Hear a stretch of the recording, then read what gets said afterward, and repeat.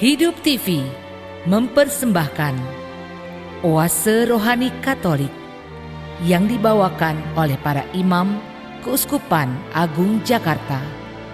Selamat menyaksikan.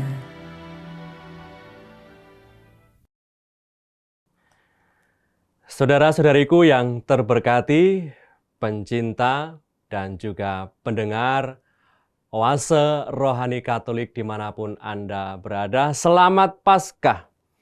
Masih dalam suasana sukacita Paskah kebangkitan Tuhan, kita pada hari ini dikumpulkan, disatukan dalam iman yang sama, iman akan sengsara, wafat, dan Yesus yang bangkit pada hari yang ketiga.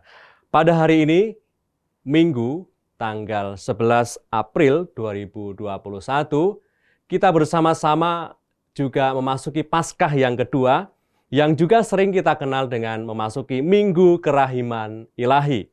Maka mengawali permenungan kita pada hari ini bersama saya, Romo Andreas Nugroho SCY dari Paroki Bidara Cina. Kita akan mengawalinya dengan berdoa. Mari kita siapkan hati kita untuk berdoa. Dalam nama Bapa dan Putra dan Roh Kudus. Amin. Allah Bapa yang Maha Baik, kasih-Mu tiada batas untuk kami. Kasih-Mu nyata dengan hadirnya Yesus Kristus Putra-Mu yang rela menyerahkan dirinya untuk keselamatan kami, untuk sukacita dan kegembiraan kami. Pada kesempatan hari ini, mampukanlah kami untuk membuka hati, terutama bagi sabda Yesus Kristus Putra-Mu yang telah mengalami sengsara, wafat, namun bangkit pada hari yang ketiga menang jaya untuk keselamatan kami. Semoga sabda yang boleh kami dengar dan renungkan pada hari ini menambah kekuatan iman kami untuk semakin berserah dan percaya kepada Yesus Kristus Putra-Mu sebagai satu-satunya jalan yang benar menuju hidup kekal. Doa ini kami aturkan kepadamu dengan pengantaran Kristus Tuhan kami yang hidup dan beraja bersama Engkau dalam persekutuan dengan Roh Kudus, Allah Raja kini dan sepanjang segala masa. Amin. Demi nama Bapa dan Putra dan Roh Kudus. Amin. Saudara-saudariku yang terberkati, pada hari ini kita akan mendengarkan 3 sabda Tuhan dalam bacaan pertama, bacaan kedua, dan juga dalam bacaan Injil nanti kita akan mendengarkan bersama. Untuk bacaan pertama kita akan mendengarkan dari Kisah Para Rasul, bab 4, ayat 32 sampai 35. Kumpulan orang yang telah percaya akan Yesus sehati dan sejiwa. Dan tidak seorang pun yang berkata bahwa sesuatu dari kepunyaannya adalah miliknya sendiri, tetapi segala sesuatu adalah kepunyaan mereka bersama. Dan dengan kuasa yang besar, rasul-rasul memberi kesaksian tentang kebangkitan Tuhan Yesus, dan mereka semua hidup dalam kasih karunia yang melimpah-limpah.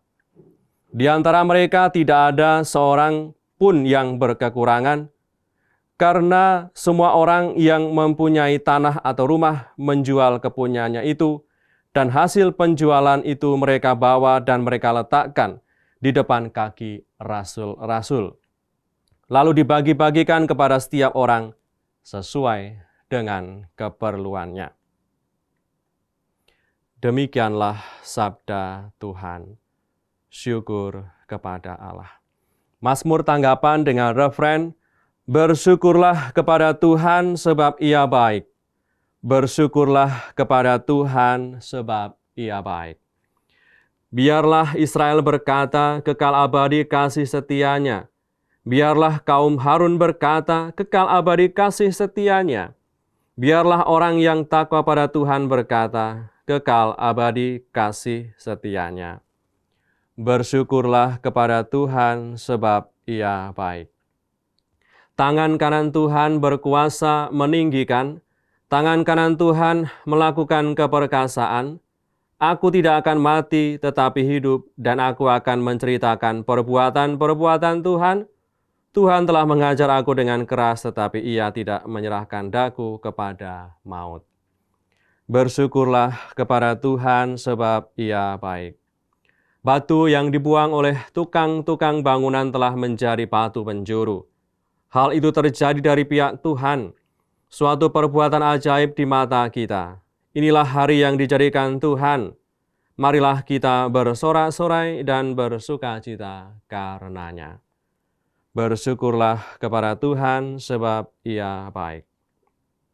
Bacaan kedua, bacaan dari surat pertama Rasul Yohanes, bab 5 ayat 1-6.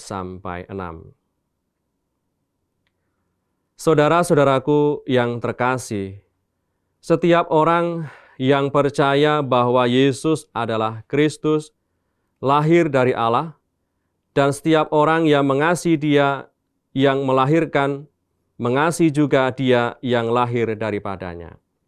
Inilah tandanya bahwa kita mengasihi anak-anak Allah, yaitu apabila kita mengasihi Allah serta melakukan perintah-perintahnya.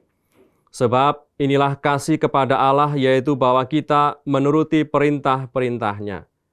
Dan perintahnya itu tidak berat, sebab semua yang lahir dari Allah mengalahkan dunia.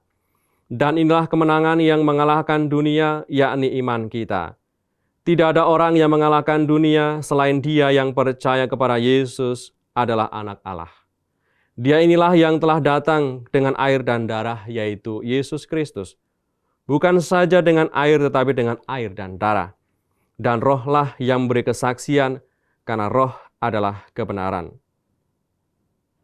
Demikianlah sabda Tuhan. Syukur kepada Allah. Mari kita siapkan hati kita untuk mendengarkan firman Tuhan dalam Injil-Nya.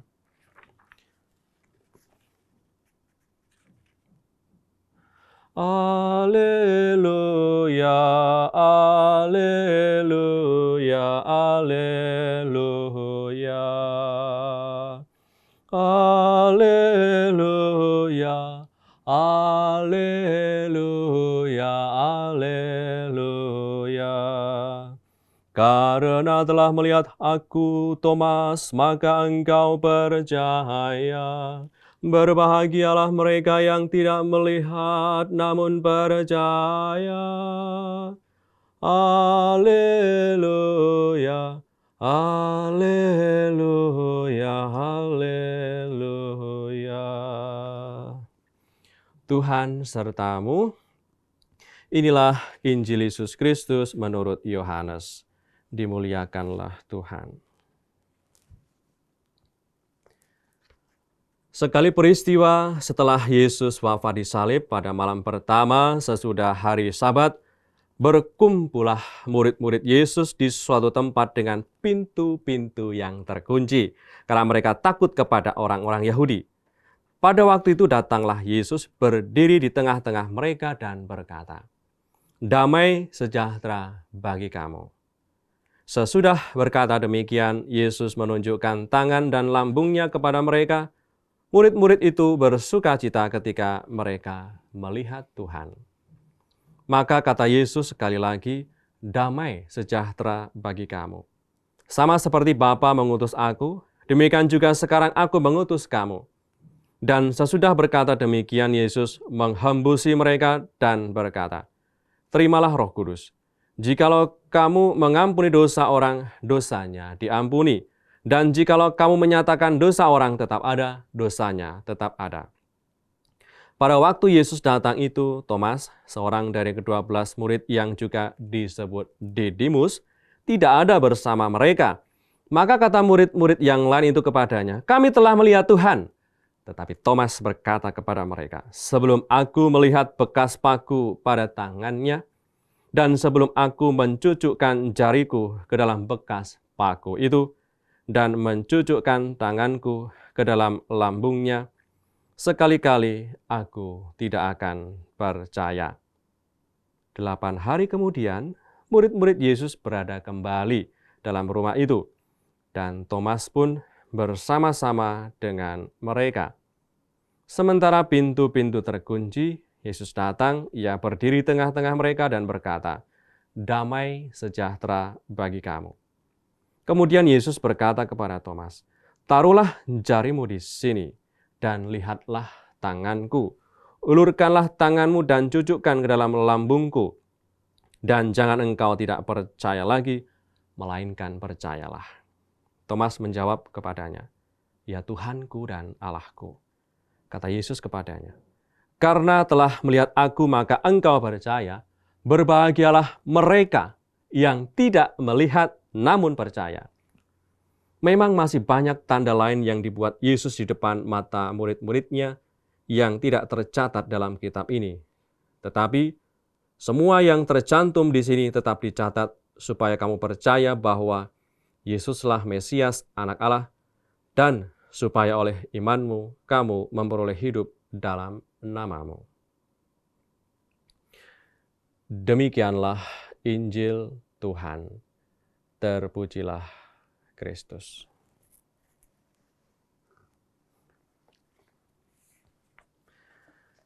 Saudara-saudariku yang terberkati, tentu Anda, kita semua semakin terberkati ketika kita mendengarkan sabda yang ditawarkan kepada kita yang baru saja kita dengar, baik dalam bacaan pertama, bacaan kedua, dan juga Injil.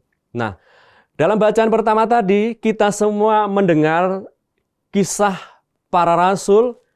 Dikisahkan di situ bahwa sudah ada begitu banyak orang yang percaya kepada Tuhan. Dan tanda nyata bahwa mereka sudah percaya kepada Tuhan, bahkan hidup dalam suasana kebersamaan yang saling mendukung, saling menguatkan. Bahwa harta milik mereka menjadi milik bersama untuk mendukung kesejahteraan dan juga kebaikan bersama. Tadi dalam bacaan pertama kita mendengar yang menurut saya ini kutipan yang patut kita renungkan, kutipan yang menurut saya itu menarik untuk kita renungkan.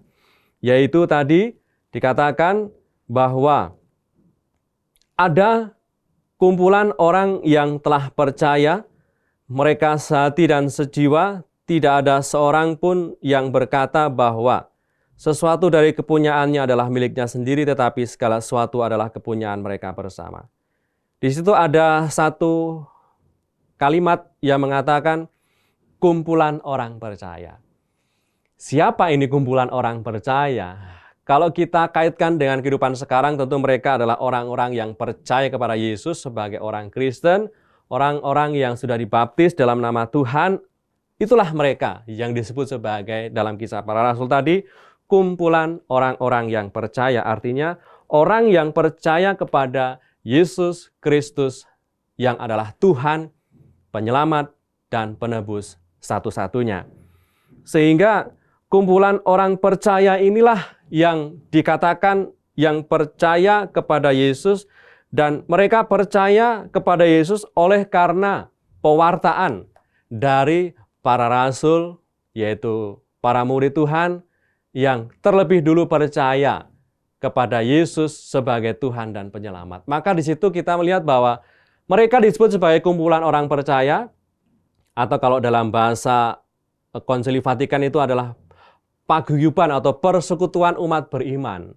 Artinya orang-orang yang percaya kepada Tuhan. Dan dikatakan di sini kumpulan orang percaya, mengapa mereka percaya dan bagaimana bisa mereka percaya? Ya tentunya mereka mendengar kesaksian dari para murid. Kesaksian tentang apa? Dikatakan tadi bahwa memberikan kesaksian dalam ayat yang ke-33, para rasul telah memberi kesaksian tentang kebangkitan Tuhan Yesus dan mereka hidup dalam kasih karunia yang melimpah-limpah. Sehingga pertama-tama para rasul ini mengimani, percaya sungguh bahwa Yesus Tuhan yang adalah guru mereka, yang selama hidupnya mewartakan kebaikan, melakukan ragam macam mukjizat sebagai tanda kemuliaan Tuhan. Namun di akhir hidupnya mengalami sengsara, wafat, namun pada hari yang ketiga bangkit dari antara orang mati dan menjumpai para murid sebagai komunitas orang-orang yang percaya. Tetapi kalau kita kaitkan antara bacaan pertama dalam kisah para rasul dan dikaitkan dengan bacaan Injil, kisah kebangkitan dalam bacaan Injil tadi di mana Tuhan Yesus menjumpai para murid yang sedang dalam suasana ketakutan. Tadi dikatakan di situ bahwa mereka takut kepada orang-orang Yahudi sehingga ketika mereka berkumpul, mereka sampai menutup pintu-pintu mereka, pintu rumah mereka, jendela rumahnya ditutup rapat-rapat supaya mereka bisa berkumpul, mereka bisa bersekutu. Maka dalam suasana awal masa kebangkitan Tuhan, pengalaman kebangkitan, ternyata para murid juga masih dalam suasana ketakutan. Karena guru mereka, andalan satu-satunya, ditangkap, mengalami kematian, dan ada kabar yang mengatakan bahwa Yesus bangkit. Kabar itu mereka sudah terima sebenarnya dari Maria Magdalena, yang terlebih dulu menerima warta kebangkitan. Akan tetapi, warta kebangkitan yang diwartakan oleh Maria Magdalena, yang di mana Maria Magdalena itu mengabarkan dengan berkobar-kobar bahwa guru sudah bangkit. Guru sudah memang wafat namun bangkit, dan menjumpai Maria Magdalena yang pada awalnya itu dikira Yesus yang bangkit itu adalah penjaga taman.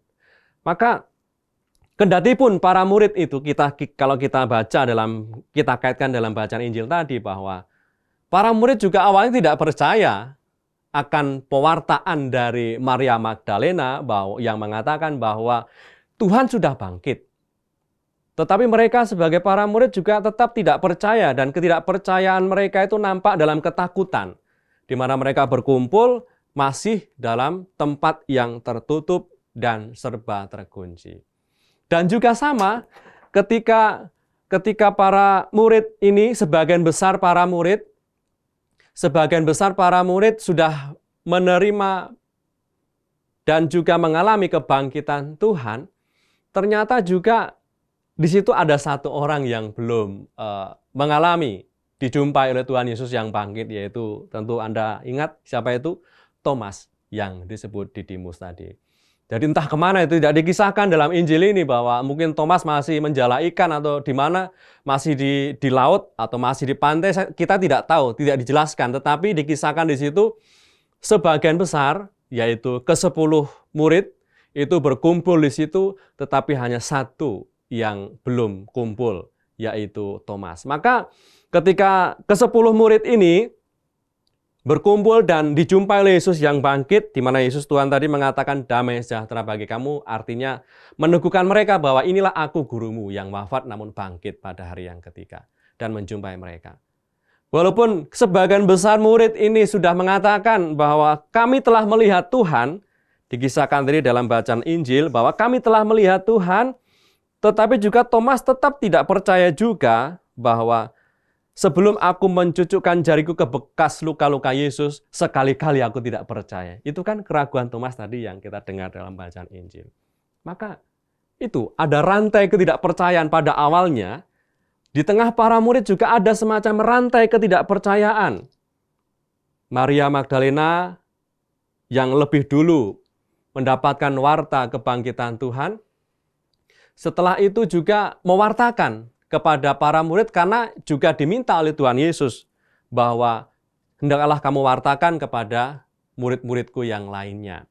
Tetapi ternyata sebagian besar murid juga tidak percaya. Mereka masih ada dalam suasana ketakutan itu.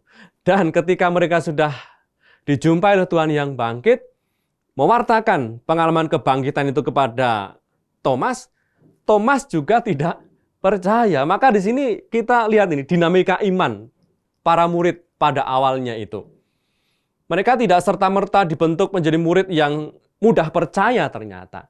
Mereka juga sempat ragu, mereka juga sempat takut, mereka juga sempat cemas akan peristiwa hidup mereka, di mana Yesus Tuhan yang andalan mereka satu-satunya selama ia hidup, selama guru mereka hidup, mereka bergembira, mereka bersuka cita karena Yesus guru mereka itu hebat, penuh kuasa dalam mukjizat dan karya. Banyak orang yang mengaguminya. Tentu para murid juga ikut senang mempunyai guru yang sedemikian terkenal pada masa itu. Tapi ketika guru mereka diambil dari mereka, mengalami sengsara, wafat, dan tidak bersama dengan mereka, maka akhirnya mereka juga down juga, merasa takut juga, merasa cemas juga. Maka di situ dinamika iman yang terjadi di tengah situasi para murid, komunitas para murid, Di mana mereka pada awalnya itu juga ya sama dengan kita, yang seringkali tidak percaya, yang seringkali ragu, yang pernah mengalami ketakutan, kecemasan. Tetapi di tengah ketakutan dan kecemasan itu, Tuhan Yesus yang bangkit hadir di tengah mereka dan meneguhkan mereka, damai sejahtera bagi kamu. Ini adalah kata-kata peneguhan dari Tuhan Yesus di tengah para murid yang mengalami kecemasan, mengalami ketakutan. Maka saudara-saudariku yang terberkati, kita lihat ya di sini ada dinamika yang sangat terjadi di dalam kehidupan beriman para murid. Pada awalnya mereka takut, mereka cemas, mereka was-was, mereka ragu-ragu. Tetapi oleh karena mereka dijumpai oleh Yesus yang bangkit, pengalaman dijumpai oleh Yesus yang bangkit ini meneguhkan kembali semangat mereka. Yang pada awalnya mereka itu takut, cemas, dan juga tidak berani bersaksi tentang Yesus, akhirnya peristiwa kebangkitan memampukan mereka untuk mewartakan dengan gagah berani bahwa Yesus adalah Tuhan. Maka kisah para rasul ini meneguhkan apa yang dialami oleh para murid, di mana para murid yang pada awalnya itu tidak percaya, akhirnya mereka menjadi komunitas kecil yang percaya, dan kepercayaan itulah yang diwartakan kepada banyak orang, sehingga banyak orang mengalami sukacita, mengalami kegembiraan oleh karena Yesus bangkit dari antara orang mati yang membuktikan bahwa Yesus adalah Tuhan. Memang sekali lagi dikatakan di sini bahwa pengalaman kebangkitan di mana para murid itu dijumpai oleh Tuhan Yesus yang bangkit mulia, ini merupakan pengalaman yang sungguh-sungguh menjadi pengalaman yang menjadi pengalaman bersama, yang menjadi kekuatan para murid untuk berani mewartakan Yesus sebagai Tuhan dan Penyelamat ke seluruh penjuru dunia. Sehingga inilah yang mengobarkan semangat para murid. Bahwa benar bahwa Tuhan Yesus Tuhan, guru mereka pernah mengalami sengsara, wafat, dan seolah-olah kalah dengan kuasa dunia pada waktu itu. Tetapi pada hari yang ketiga bangkit dan menjumpai para murid itu membuktikan bahwa Yesus adalah Tuhan, dan itulah yang diwartakan oleh para murid. Sehingga mereka yang percaya, para murid ini percaya dan mewartakan kepercayaan itu kepada banyak orang, sehingga tadi dikatakan dalam kisah para rasul, adapun dikatakan dalam ayat yang ke-32, kumpulan orang-orang yang percaya, yang berasal dari kesaksian iman para rasul yang lebih dulu percaya kepada Yesus sebagai Tuhan. Maka di sini ada semacam kumpulan orang-orang percaya karena memang mereka lebih dulu percaya kepada Yesus. Dan iman inilah yaitu iman kepada Yesus yang bangkit, yang mengalami sengsara, wafat, dan bangkit pada hari yang ketiga. Seperti dikatakan dalam bacaan yang kedua, itu yang mengalahkan dunia. Iman kita akan Yesus yang bangkit itulah yang mengalahkan dunia.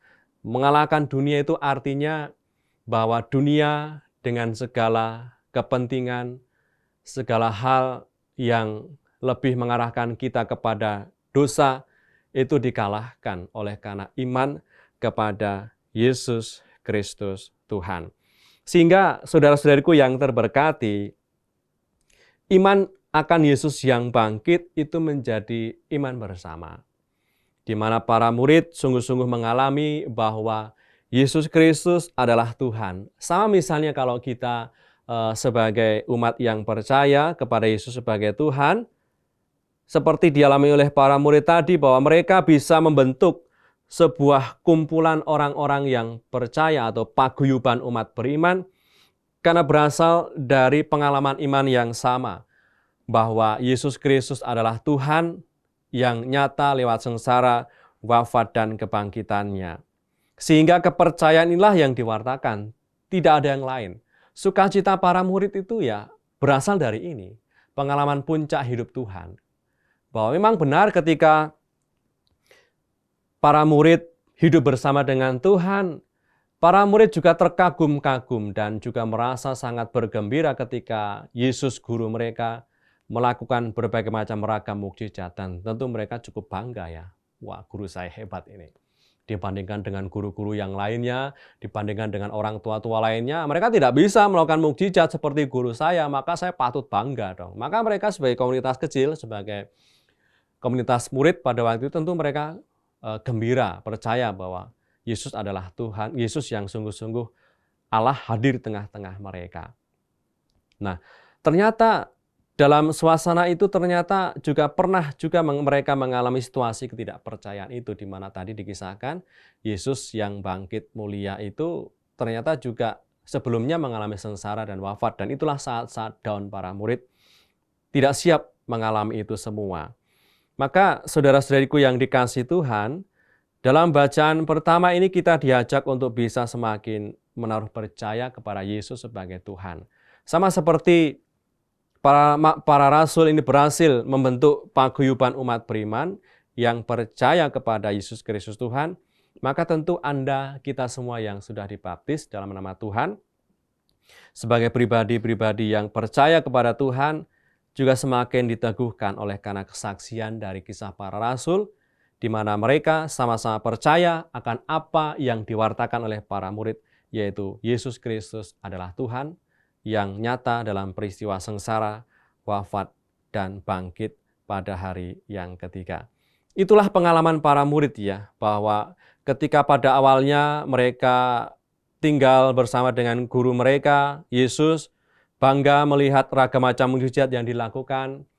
Lalu ketika mereka melihat dan membandingkan pengalaman puncak hidup Tuhan, yaitu peristiwa sengsara, wafat, dan kebangkitannya, ini merupakan peristiwa yang lebih dahsyat bila dibandingkan dengan peristiwa mukjizat yang pernah dilakukan oleh Tuhan. Mengapa lebih dahsyat? Memang benar bahwa kuasa Tuhan itu nampak nyata ketika para muridnya itu melihat apa yang dilakukan oleh Tuhan. Ketika Yesus hidup di dunia, mereka melihat bahwa Yesus mampu berkuasa membangkitkan orang mati. Berbagai macam penyakit disembuhkannya. Orang yang buta dibuat melihat, orang yang sakit kusta dibuat pulih kembali. Orang yang kerasukan roh-roh jahat mendapatkan kelepasan dan kelegaan. Maka di situ memang kita bisa melihat dan merenungkan betapa kuasa Tuhan nampak di situ.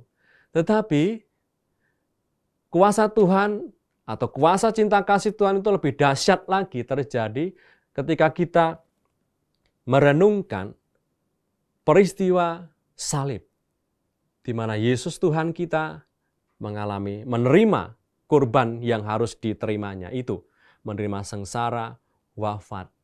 Namun dikatakan di situ bangkit dari antara orang mati. Maka peristiwa Trihari Paskah ini yang kita renungkan di sini, bahwa selama Trihari Paskah kita pada hari yang lalu kita diajak untuk merenungkan ini, bahwa Yesus Kristus memang mengalami sengsara, wafat, namun bangkit pada hari yang ketiga. Maka peristiwa ini lebih dahsyat dan lebih kuat maknanya kalau kita membandingkan ya. Bila dibandingkan dengan kuasa mukjizat yang dilakukan oleh Tuhan selama ia hidup. Dan para murid juga mengalami bahwa yang membuat mereka bertahan, yang membuat mereka itu bisa mewartakan Yesus ke seluruh penjuru dunia, sehingga kita, orang-orang di Indonesia dan di seluruh dunia ini percaya kepada Yesus sebagai Tuhan, ya karena kegigihan para murid ini.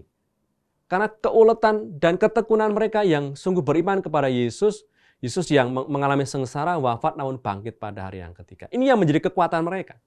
Yang menjadi kekuatan mereka bukan lagi pada mukjizat-mukjizat yang pernah dilakukan oleh Tuhan, tetapi yang membuat mereka sungguh-sungguh kuat, yang membuat mereka tetap bersukacita walaupun mereka banyak mengalami penganiayaan, harus mengalami kematian, disiksa, mereka tetap bertahan dan tetap bersukacita. Karena ini, pengalaman kebangkitan inilah yang membuat mereka tetap teguh berjuang, mewartakan Yesus sebagai Tuhan.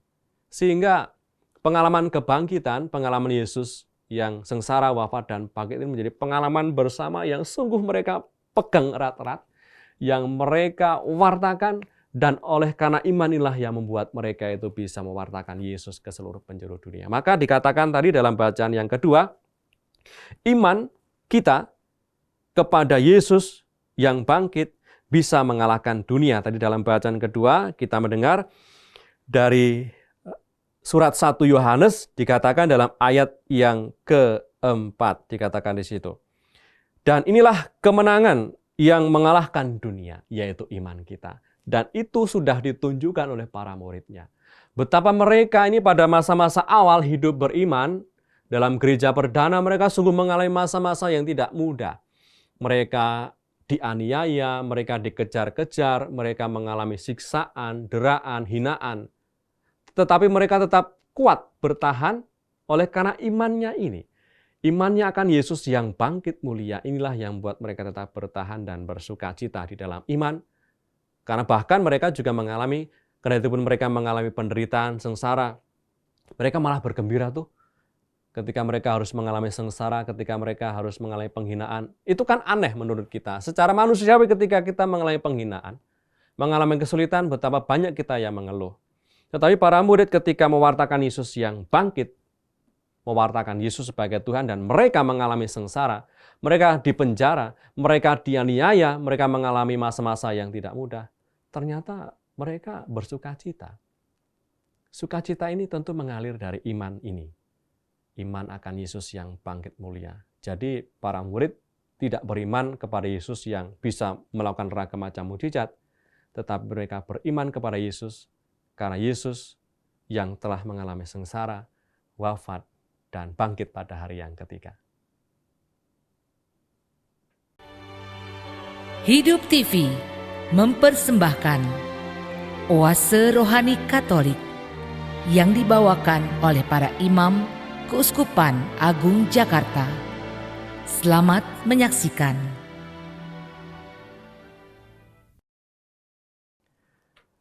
Saudara-saudariku yang terberkati, dalam sesi yang pertama tadi kita bersama-sama mendengarkan sabda yang juga kita renungkan bersama bahwa iman akan Yesus yang bangkit mulia ini menjadi iman bersama para murid, menjadi pengalaman iman bersama para murid yang menguatkan mereka, yang meneguhkan mereka, yang membuat mereka tetap bertahan walaupun harus mengalami masa-masa sulit ketika mewartakan Yesus sebagai Tuhan ke segala penjuru dunia.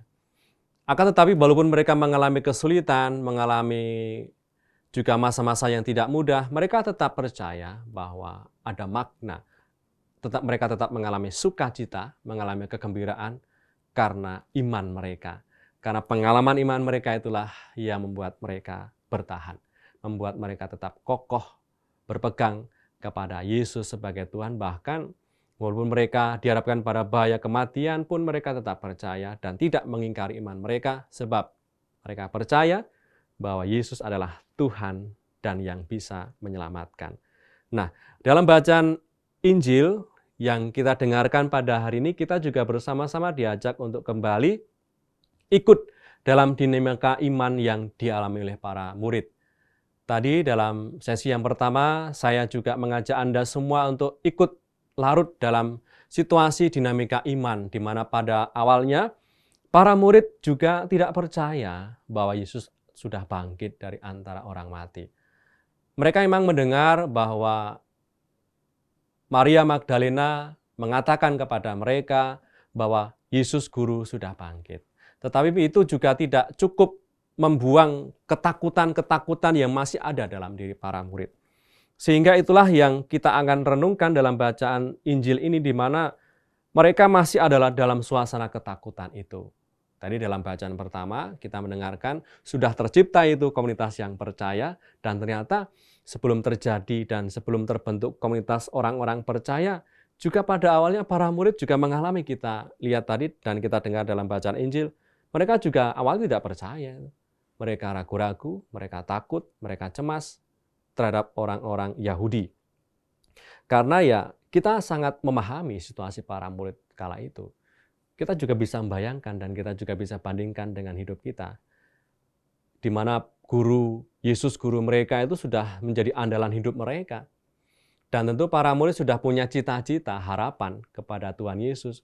Kalau Yesus guru mereka sudah terkenal, hebat dalam kata-kata dan penuh wibawa, maka harapannya nanti Yesus akan membangun sebuah kerajaan dan lalu para murid akan menjadi orang-orang elit yang membesarkan kerajaannya itu. Tentu mereka punya impian-impian seperti itu. Dan itu sangat terbukti kalau kita membaca dalam bacaan Injil. Bukankah para murid juga salah memahami, di mana mereka ketika hidup bersama Tuhan juga mereka berdebat memilih siapa, menentukan siapa yang terbesar di antara mereka. Anda tentu ingat ada Yakobus, ada Yohanes, ada mereka bersaudara ini, dua bersaudara ini, bahkan meminta ibu mereka supaya ibunya meminta kepada Yesus supaya kedua anaknya itu nanti akan boleh diperkenankan duduk di sebelah kiri atau di sebelah kanan Tuhan. Itu kan artinya mereka berupaya dan berlomba-lomba untuk mencari pengaruh dan meminta posisi jabatan di hadapan Tuhan Yesus yang mulai terkenal pada waktu itu. Dan juga kesalahpahaman juga terjadi dalam diri Petrus, di mana Petrus memang benar mengakui Yesus sebagai Mesias, tetapi menurut Petrus Mesias seperti kejayaan Raja Daud, yang di mana Mesias yang dipahami oleh Petrus adalah Mesias yang kembali bisa memulihkan kejayaan Raja Daud, yang pada waktu itu memang di daerah sekitar Tuhan Yesus itu memang masih dikuasai penjajah Romawi. Maka ada kesalahpahaman di situ, dan tentu para murid memiliki harapan itu, memiliki keinginan bahwa Yesus sebagai guru mereka, sebagai andalan hidup mereka, sebagai andalan hidup yang juga secara ekonomi mendatangkan banyak keuntungan tentunya. Tiba-tiba Yesus harus mengalami sengsara, wafat, dan dimakamkan. Pupus sudahlah harapan mereka.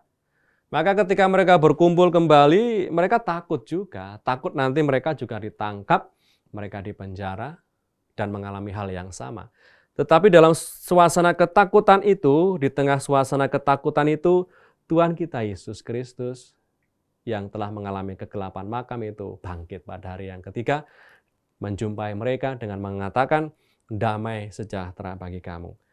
Dan itulah yang dialami oleh para murid, bahwa dikatakan tadi bahwa mereka pada awalnya takut, dan ketakutan mereka nampak ketika pintu-pintu semua terkunci. Itu adalah lambang ketakutan mereka. Dan di tengah ketakutan itu Yesus mengatakan damai sejahtera bagi kamu. Dan dikatakan tadi sebanyak 2 kali. Itu artinya sebagai peneguhan dan penegasan bahwa Yesus Tuhan hadir, dan itulah yang meneguhkan mereka semua. Sehingga kendati pun mereka takut, dan di tengah ketakutan itu ternyata Tuhan Yesus hadir membawa sukacita, kegembiraan, karena Ia yang wafat tapi bangkit pada hari yang ketiga dan menjumpai para murid.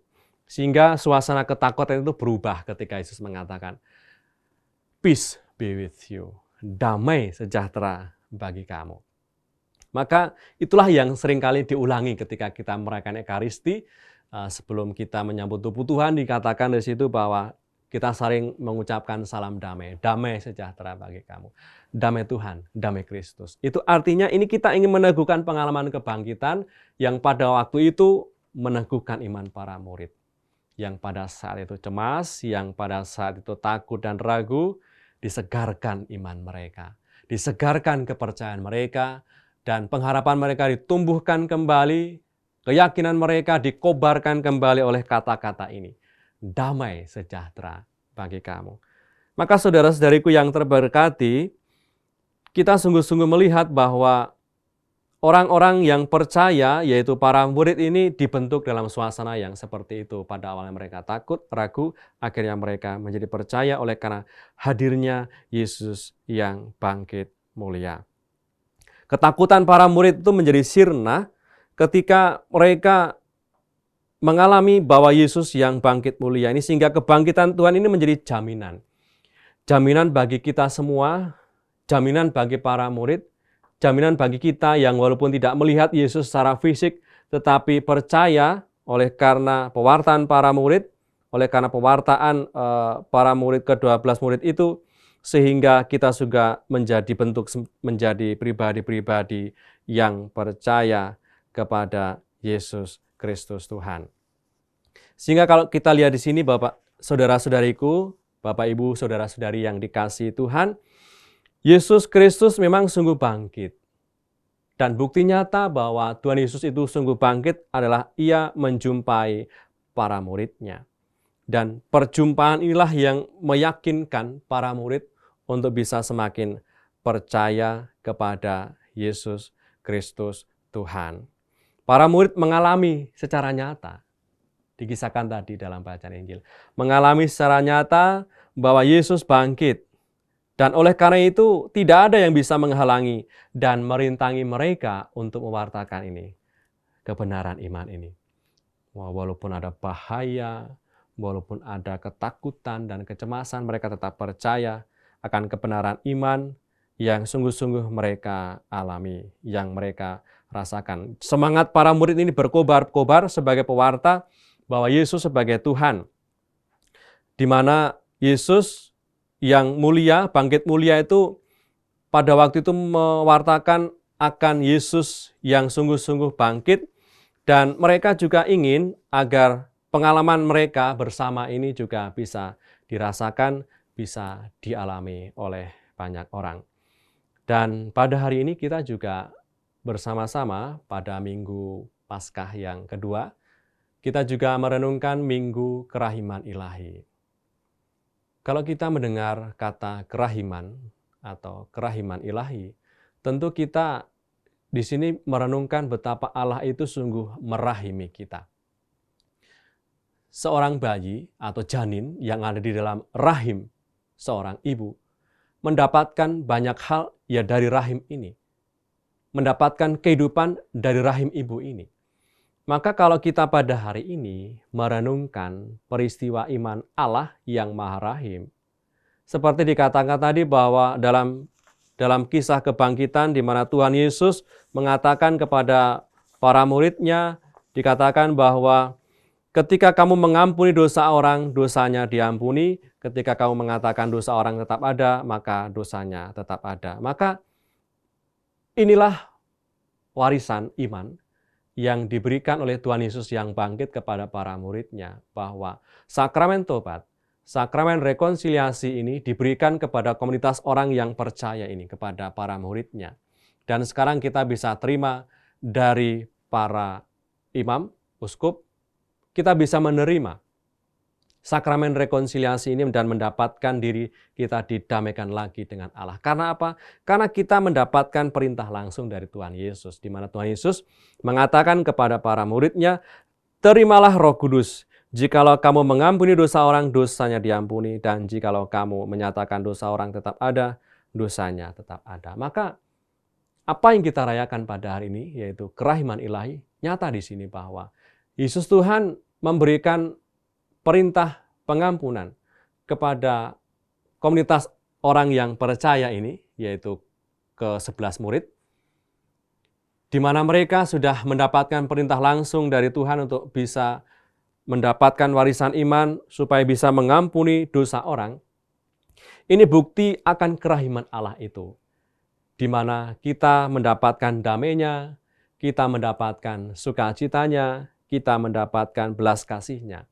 Maka inilah yang menjadi sukacita iman kita, bahwa Allah yang kita imani dalam diri Yesus Kristus Tuhan kita bukanlah Allah yang ingin selalu menghukum, dan bukan Allah yang ingin menghukum dan menghakimi, tetapi Allah yang penuh belas kasih, Allah yang pemurah, yang menghendaki agar kita selamat, menghendaki agar kita mengalami kegembiraan dan sukacita. Sehingga itulah yang diperintahkan kepada para murid-Nya, terimalah Roh Kudus.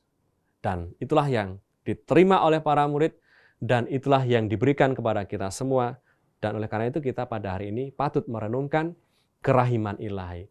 Kerahiman Allah nyata ketika Ia menunjukkan belas kasih-Nya.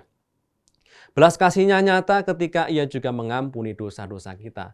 Bagi kita yang mau bertobat, bagi kita yang mau membuka hati, kita mendapatkan ini, damai sejahtera. Maka kalau Anda, kita semua ingin mengalami apa yang dialami oleh para murid ini, damai sejahtera ini, mari kita membuka hati. Membuka diri bagi sapaan Tuhan, maka Roh Kudus yang diberikan kepada para murid supaya bisa mengampuni orang, dan kita akan bisa mendapatkan pengampunannya kalau kita juga mau membuka hati bagi sabda Tuhan itu. Itulah yang kita renungkan pada hari ini, bahwa Minggu Kerahiman Ilahi mengajak kita untuk bisa mengalami kasih Allah yang begitu luar biasa. Yang pada awalnya dialami oleh para murid, di mana mereka sungguh-sungguh mendapatkan kerahiman itu lebih dulu. Pada awalnya mereka itu seperti ayam kehilangan induknya, anak ayam kehilangan induknya. Maka ketika mereka dijumpai oleh Yesus lagi, maka mereka mendapatkan sungguh betapa Allah itu merahimi mereka. Di dalam rahim kita mendapatkan penopang hidup, kita mendapatkan kelegaan, kita mendapatkan segalanya. Maka ketika mereka dijumpai oleh Yesus, maka mereka sungguh mengalami, mereka sungguh dijaga, mereka sungguh diselenggarakan hidupnya, mereka ditopang lagi, mereka dihidupi lagi oleh pengalaman akan Yesus yang bangkit itu. Sehingga pengalaman kerahiman Allah itu memang pertama-tama dialami oleh para murid ini. Yang pada awalnya mereka takut, mereka cemas, mereka seperti anak ayam kehilangan induknya. Dijumpai oleh Yesus yang bangkit, mereka semangat lagi. Mereka menjadi pewarta yang ulung kepada semua bangsa bahwa Yesus Kristus adalah Tuhan dan Penyelamat.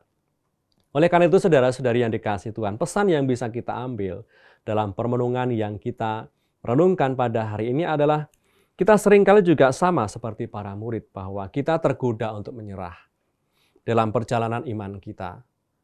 Mereka juga mengalami bahwa mereka juga sempat give up, menyerah karena segala yang mereka harapkan, mereka cita-citakan pupus sudah, dan mereka takut. Maka situasi itu pernah kita alami, bahwa kita juga pernah tentu punya harapan, punya cita-cita, tetapi apa yang kita cita-citakan itu tidak sesuai dengan apa yang kita harapkan, tidak terjadi seperti apa yang kita harapkan, maka itu seringkali menimbulkan masalah-masalah di dalam hidup kita. Walaupun sudah ada begitu banyak yang menghibur kita, yang menguatkan kita, kita masih tetap terluka. Sama seperti para murid tadi. Para murid itu juga sudah mendapatkan pewartaan dari Maria Magdalena, tetapi mereka juga sempat tidak percaya. Mereka tetap terluka bahwa apa yang mereka harapkan itu tidak sesuai dengan kenyataan. Mereka mengharapkan gurunya itu tetap hidup selamanya bersama dengan mereka, membangun sebuah kerajaan yang megah, dan mereka mendapatkan posisi jabatan, tetapi tiba-tiba guru mereka ditangkap dan mengalami kematian. Maka pupus sudah harapan mereka. Kendatipun mereka sudah mendapatkan pewartaan dari Maria Magdalena, tetap saja kekecewaan mereka, luka mereka belum cukup tersembuhkan.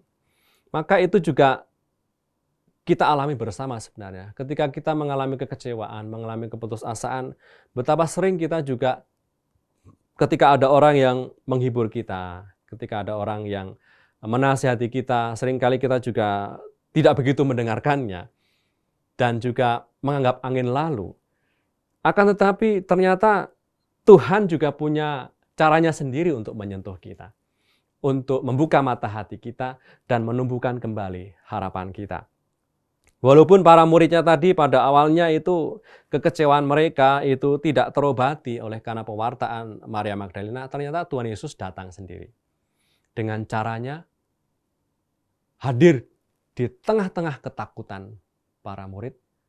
Dan ketika Yesus mengatakan damai sejahtera bagi kamu, itulah yang mengobati, memulihkan harapan mereka, memulihkan dan mengobarkan semangat mereka untuk percaya dan mewartakan kepercayaan itu kepada begitu banyak orang.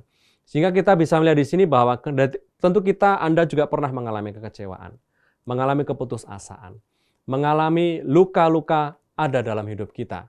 Dan kita juga merasakan bahwa ternyata Tuhan juga punya caranya sendiri untuk bisa menyentuh, untuk bisa menyapa, membuka mata hati kita, dan kembali percaya dan penuh pengharapan dalam iman kepada Yesus Tuhan. Dengan cara yang tidak terduga mungkin, ketika kita sedang kecewa, ketika kita sedang marah, mungkin kita mendengar ada suara orang mengatakan sesuatu, lalu kita ingat sesuatu, lalu kita disembuhkan. Atau ketika kita berjalan, lalu melihat ada suatu peristiwa, lalu membuka mata hati kita. Bisa saja kan seperti itu. Tuhan bisa menyentuh kita, bisa mengobarkan semangat kita dengan ragam macam cara yang kita tidak tahu. Maka ini juga kita diajak untuk kembali merenungkan seperti ini, bahwa Di dalam situasi ketakutan yang seperti apa yang seringkali kita alami di situ, dan Tuhan hadir menyapa dan menguatkan kita. Seperti para murid tadi, mereka mengalami sungguh bahwa mereka sungguh-sungguh dikuatkan. Mereka sungguh-sungguh dikobarkan semangatnya di tengah-tengah ketakutan mereka, sebab Tuhan Yesus hadir tepat di tengah-tengah ketakutan itu. Dan apakah kita juga pernah mengalami ketakutan itu? Tentu pernah kita mengalami ketakutan, mengalami keputusasaan, mengalami kecemasan, tetapi apakah kita juga pernah membuka hati bagi Tuhan hadir, menyapa, dan menguatkan kita? Sehingga apa yang dialami oleh para murid juga menjadi teladan hidup kita. Mari kita belajar untuk memberi Tuhan ruang luas dalam hidup kita. Ketika kita mengalami ketakutan, ketika kita mengalami kecemasan, ketika kita mengalami ketidakberdayaan, menjalani situasi hidup yang serba berat, dan mengalami masa-masalah yang tidak ada kunjung putusnya, kita diajak untuk berani membuka hati.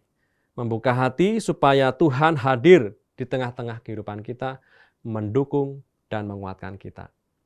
Dan tentunya kata-kata damai sejahtera bagi kamu, yang tentunya bisa kita alami dengan ragam macam cara, itu juga bisa kita alami juga.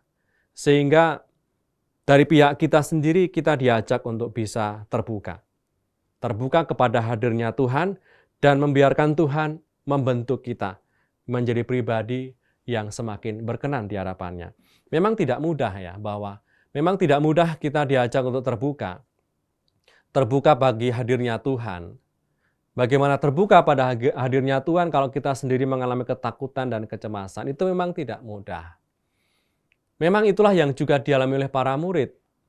Bagaimana mereka terbuka akan hadirnya Tuhan ketika ada himpitan ketidakpercayaan, himpitan ketakutan yang mereka juga takut ditangkap oleh orang-orang Yahudi sebagai pengikut Tuhan karena guru mereka sudah ditangkap, dicap sebagai pengkhianat, dicap sebagai pendosa. Lalu mereka sebagai pengikutnya juga merasa ketakutan juga kalau mereka juga ditangkap. Maka dalam himpitan ketakutan dan kecemasan itu membuat kita juga merasa ingin menyerah, merasa takut dan cemas. Tetapi kita diajak pada hari ini untuk berani, terbuka, berani jujur di hadapan Tuhan. Tuhan, saya takut. Tuhan, saya cemas. Tuhan, saya putus asa. Tuhan, saya mengalami situasi down, tidak berdaya. Maka kalau kita sungguh-sungguh jujur dan terbuka akan apa yang kita alami dan berdoa kepada Tuhan mengizinkan Dia masuk dalam hidup kita, tentu kita akan mengalami ini. Mengalami sukacita, mengalami kegembiraan ini. Maka apa yang dialami oleh para murid yang kita dengar tadi dalam kisah para rasul, mereka menceritakan ya kesuksesan mereka ya.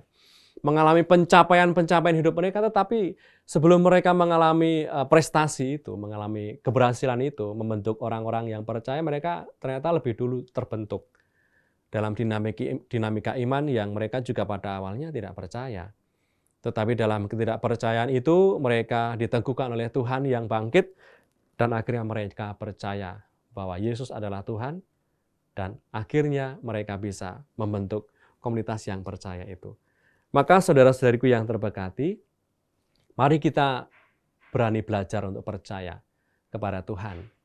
Para murid membuktikan bahwa ada saat di mana mereka juga mengalami kecemasan dan ketakutan, tetapi pengalaman Yesus yang bangkit mulia itu meneguhkan iman mereka. Semoga ketika Anda dan kita semua mengalami ini, kita menjadi ingat bahwa dalam pengalaman mana kita dikuatkan oleh Tuhan yang bangkit mulia itu. Maka jadikanlah pengalaman dikuatkan itu menjadi kekuatan kita untuk bisa bertahan. Kekuatan kita untuk bisa tetap bertekun dalam iman kita. Karena hanya bertekun dalam iman kita, kita semua akan mendapatkan keselamatan, kita semua akan mendapatkan sukacita. Oleh karena itu, marilah kita tutup permenungan kita pada hari ini dengan mohon berkat Tuhan, kita berdoa agar iman kita kepada Yesus sungguh berbuah dalam kebaikan dan kepercayaan kepada Tuhan. Mari kita siapkan hati untuk berdoa dan kita mohon berkat Tuhan. Marilah berdoa.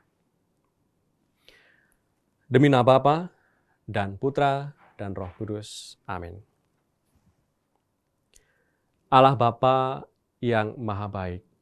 Kami bersyukur kepadamu karena kami boleh merenungkan peristiwa iman kami dalam peristiwa sengsara, wafat, dan kebangkitan Yesus Kristus Putramu.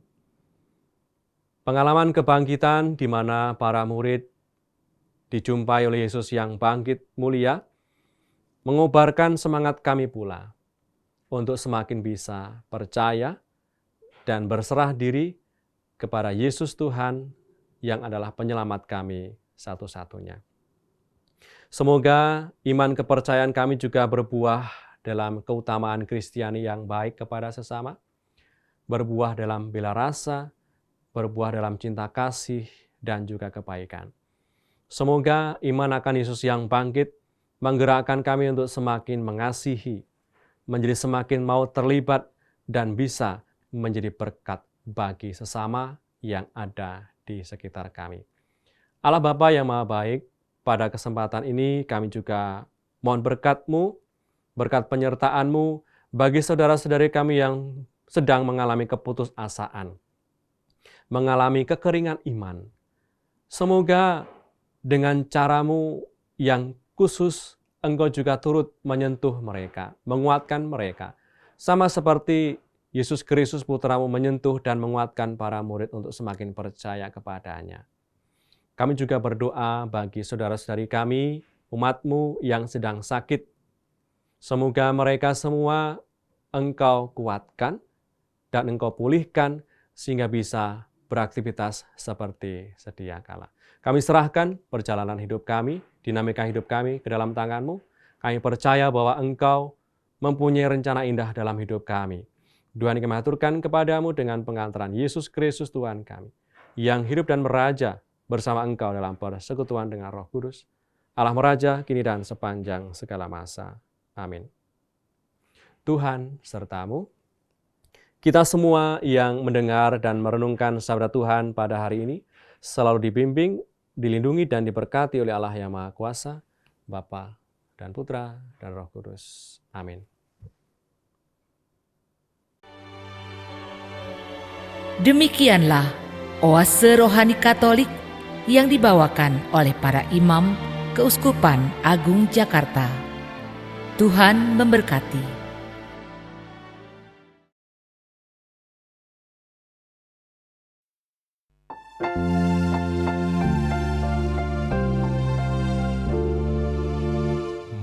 Masuklah pintu gerbang Allah, hormati, pujilah namanya, karena Allah kita baik selamanya.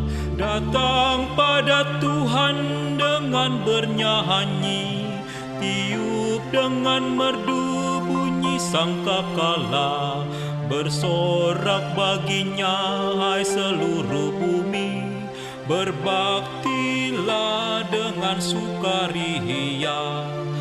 Masuklah pintu gerbang Allah, hormati, pujilah namanya, karena Allah kita baik selamanya. Bangunlah betangnya di hutan rimba, tanam pohon-pohon daunnya mereka, hadap pada Tuhan bernyanyi gembira, sadarilah Tuhan itu Allah. Masuklah pintu gerbang Allah, hormati, pujilah namanya, karena Allah kita baik selamanya. Cemara menjulang tinggi pohonnya, dahan telah patah gugurlah daunnya.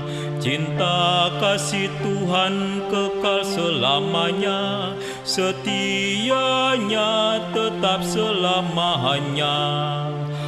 Masuklah pintu gerbang Allah, hormati, pujilah namanya, karena Allah